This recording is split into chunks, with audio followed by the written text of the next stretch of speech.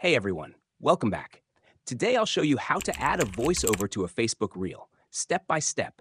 If you're new here, hit subscribe for more quick tutorials. Links to helpful tools are in the description. Step 1. Open the Facebook app. From the top right menu, tap the plus icon and then select Reel.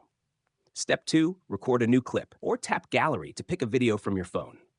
Step 3. Once your video is on screen, tap the audio music icon on the right side. Step 4. From the pop-up menu, tap Controls. Step 5. Choose Add Voiceover. Step 6. Press the record button and start speaking. You can drag along the timeline to record at specific moments. If you make a mistake, just re-record that section. Step 7. When you're done, tap Done. Step 8. Adjust the volume sliders to balance your original video sound and your voiceover. Lower the original sound if needed.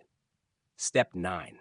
Tap Next, add your caption, hashtags, choose your audience, and then tap Post.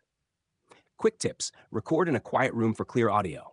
Hold the phone close or use a microphone for better sound. Keep each line short and natural. That's it. If this helped, give the video a like, leave your questions in the comments, and don't forget to subscribe for more Facebook and Instagram tutorials.